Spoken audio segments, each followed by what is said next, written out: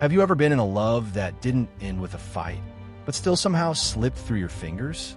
That's how it always begins. Not with shouting, not with goodbye, but with a feeling you can't explain. She still replies. She still shows up, but something inside her has changed. Her words are there. Her energy isn't. The warmth that once pulled you in feels distant now. Message arrive shorter. Laughs feel thinner. The spark that made conversations effortless quietly dims. And then the small things disappear. The random, "This made me think of you." The inside jokes, only the two of you understood. The little moments that made the relationship feel alive. That's when confusion starts creeping in. Because on the surface, everything looks fine, but emotionally, something is drifting away.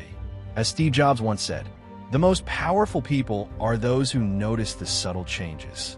Great love is built in the details. And it's also lost there, because real interest doesn't vanish with noise. It doesn't announce itself. It fades gently, silently, until one day, you realize you felt it long before you understood it. Just when you thought everything was fine, a subtle shift hits you. You notice it in the quiet moments. You're always the one reaching out. You're the one planning the evenings, sending the messages, checking in first. She responds, yes, but rarely does she initiate. And then there's the way she listens, polite, attentive, yet distant. The questions about your life that once came naturally now barely appear. Your wins don't excite her. Your struggles don't move her. You start realizing you're still talking, but you're no longer connecting. Curiosity is the heartbeat of emotional attachment. When it fades, so does intimacy. When one side stops caring enough to ask, the connection slowly drifts. As Warren Buffett once said, someone is sitting in the shade today because someone planted a tree a long time ago. Relationships grow the same way. The small acts of curiosity, attention, and effort plant emotional roots. When those acts disappear, the tree begins to wither quietly. And often, we don't notice until the leaves have already fallen.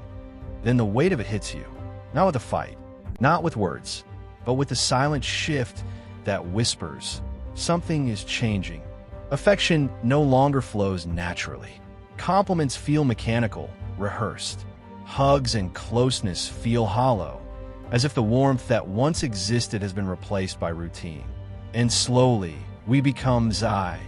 The language of partnership is replaced by independence. She talks more about her space, her plans, her own focus, and you notice the subtle pull of distance forming between you. This is the moment when confusion turns into unease.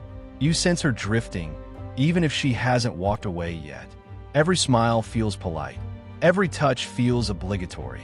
As Maya Angelou once said, people will forget what you said, people will forget what you did, but people will never forget how you made them feel.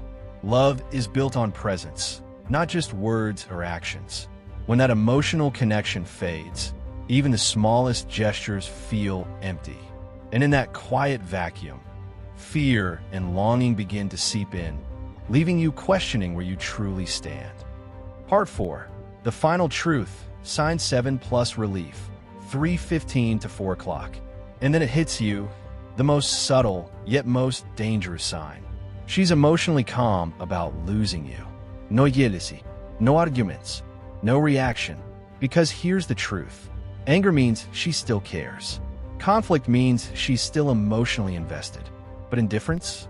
Indifference means she's already stepping away, even if silently.